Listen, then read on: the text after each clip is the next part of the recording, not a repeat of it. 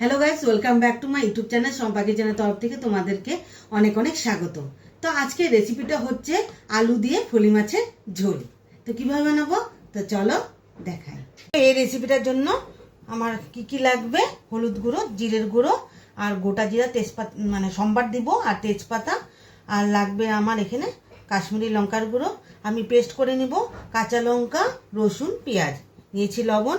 তো এখানে আলু আর টমেটো নিয়েছি, তো কেটে ধুয়ে রেখেছি ফলি মাছ, তো ভেজে নেব। তো তার জন্য দিয়ে দিব লবণ,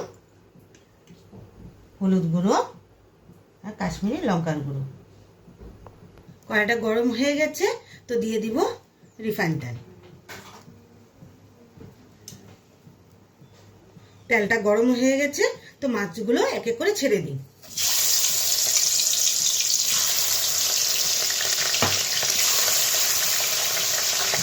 মাছগুলো উল্টিয়ে দিই।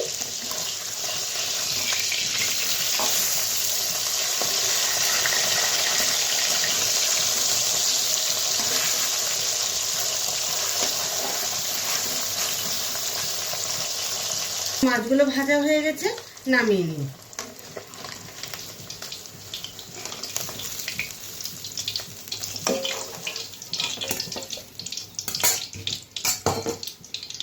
আর দুটো মাছ আছে, দিয়ে দিই।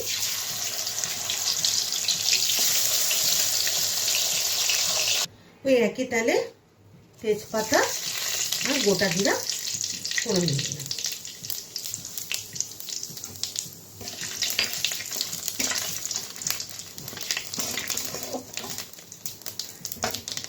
তো আলুগুলো ছেড়ে দিই।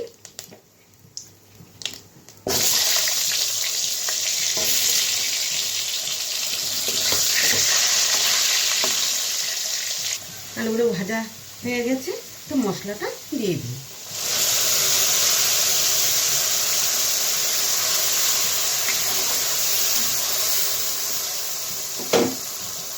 তো দিয়ে দিব স্বাদ মতো লবণ,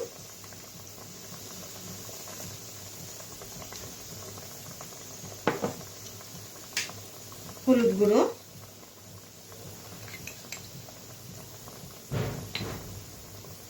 জিরের গুঁড়ো,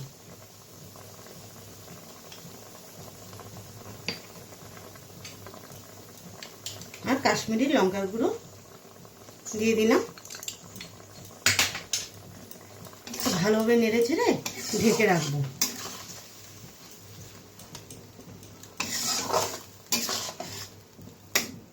তাহলে ঢেকে রাখি। ঢাকনাটা উঠিয়ে দিই। তো টমেটোগুলো দিয়ে দিই।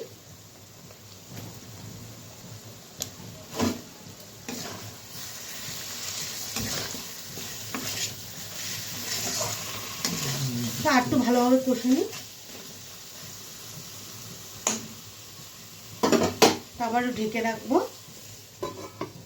তো ঢাকনাটা উঠিয়ে দিই আবারও।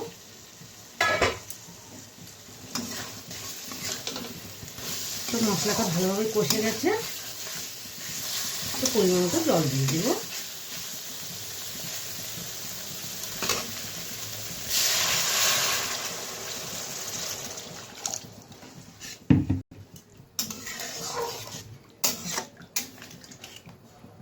ঝোলটা জাল হচ্ছে, তো এর মধ্যে মাছগুলো আমি এক এক করে ছেড়ে দেব।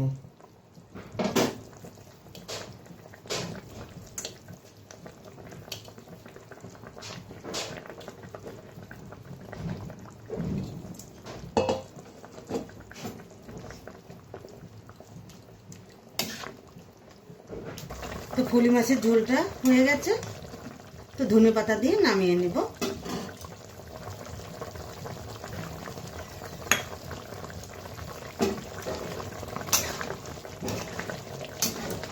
তাহলে নামিয়ে নিই।